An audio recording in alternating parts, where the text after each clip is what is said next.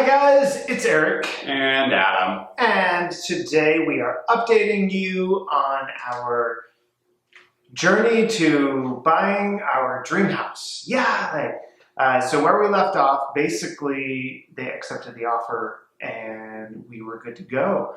And what happened next was a long strand of chaos, basically. So in order for us to buy our new house, we had to sell our current house. So we went under a contingency for us to have to also sell our house. So basically what that meant was that we had a very, very small time period to get our house ready, take pictures and all that stuff. So we had our everything approved on Monday. We found out that our offer got accepted on Monday. So that meant that on Wednesday we needed pictures taken, and then on Thursday our house was going live.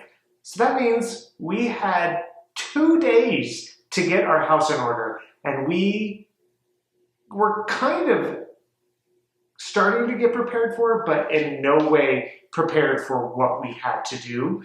Because when you put your house up for sale, you need to remove everything, including me, bye.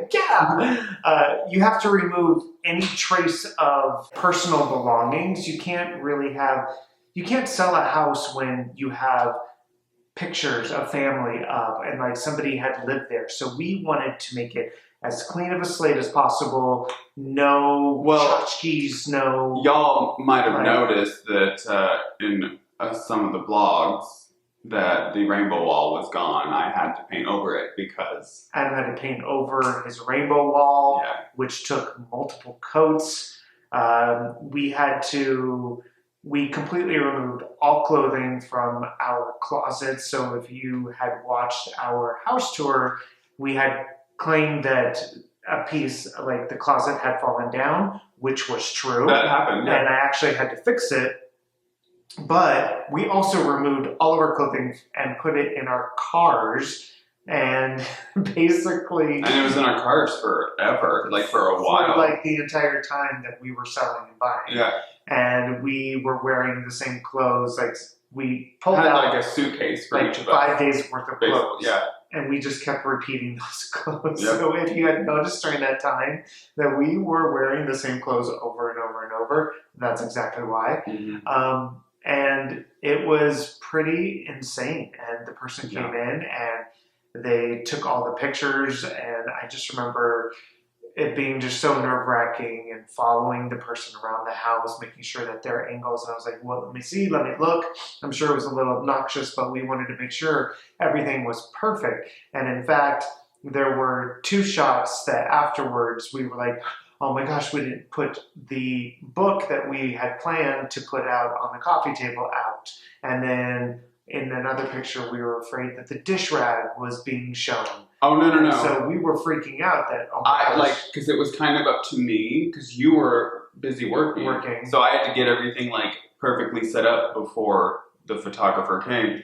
And so like after the photos happened, we noticed like, oh, the kitchen towel could have been neater, and then like folded better. Pillows from the couch or something could have been placed better or prettier, or like something, and then like a book was misplaced and wasn't, and so like I like for like 2 or 3 days I was like, we're not going to sell the house because people are going to be like, that until we towel. got our pictures back, and then we realized it didn't matter. The pictures were awesome. And the pictures came out great, but I like for a few days I was like, no one's going to buy the house because the book is out of place. And that's how much stress we were under. Yeah. It was like little things like that were just like sitting with us for a long time. You were following around the photographer, like getting angles, but I was just like incessantly asking them, like, do you think this is a nice house? Do you think it'll sell? Is it pretty to you? Like, I was just like, do we have a chance for this whole situation to happen? I was like, that's where my head was at. Because we also had 1 week,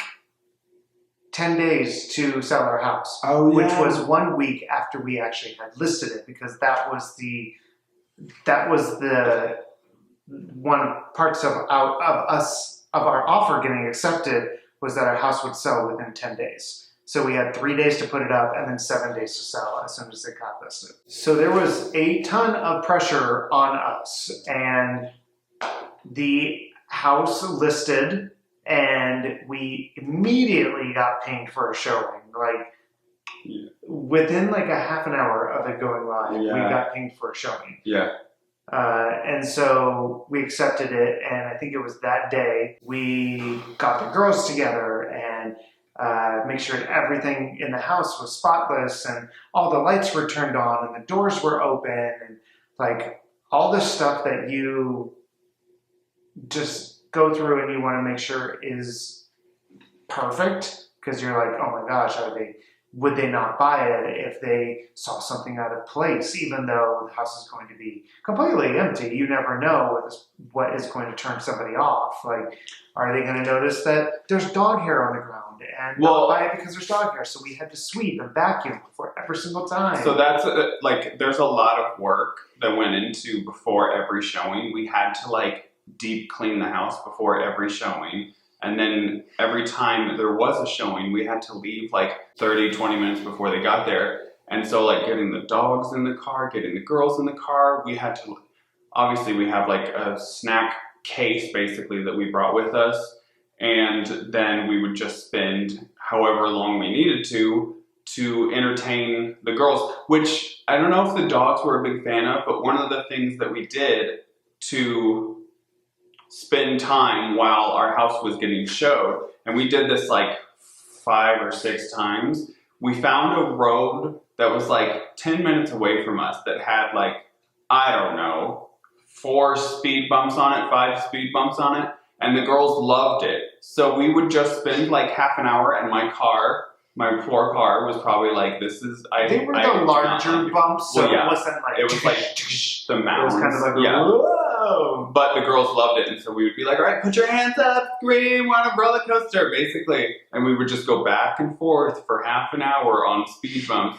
I mean, it was anything to entertain the girls. Like, that was the hard part, was just entertaining the girls in a car for an hour every single time we went out, because we didn't want to go anywhere. I was working the entire time, so oftentimes like I would be working while we were out driving, so we really couldn't go and do anything because I also had to be working at the same time that we were being make much noise in the car because you were on calls and stuff. That as well. But on top of like getting the dogs and the girls in the car, and then like that reminded me, we did put the dogs up for the first weekend. Yeah. We put them up for 3 days over the first weekend to just like not have to worry about that extra little thing.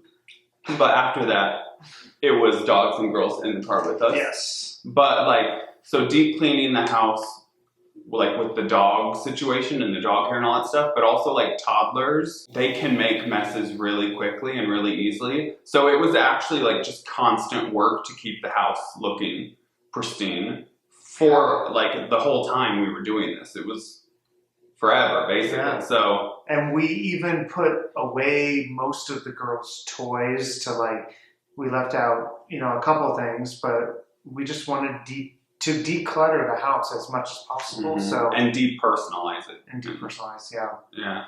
But I have to say that the girls were pretty awesome. They were amazing, actually. They were really excited. They helped us clean. They helped put things away. Mm-hmm. They understood, especially when we were putting things like in boxes just to store just for the time being. Oh, they loved packing. So, yeah. They loved packing. They would we would just tape up boxes and they would bring a bunch of stuffed animal. Like they were awesome with that. They would draw on all the boxes too. Yeah, so all the boxes have like faces all over them. Yeah. It was really cute. Yeah. So it was a really stressful, anxiety-ridden first week because we showed the house probably about 9 to 10 times during that first week, maybe a little more than that, but we did not get a single offer that first week, and we were freaking out. And so we asked the seller of the new house if we could have an extension, and luckily they agreed. And we went a whole nother week doing the exact same thing. And one thing I do not recommend, if you can get around it, is do not buy and sell your house at the same time. No. Because the pressure we felt to have to sell our old place in order to get the new place. And the entire time we were dealing with selling our old place, we were dealing with everything you have to do for the new place. So that includes, the whole inspection process and that whole thing. So it was going back, it makes me laugh because of how much stress it was causing. Oh my gosh. And working a full-time job at the same time, caring for the girls the entire time, and the dogs. It was just, oh my gosh, it was a lot.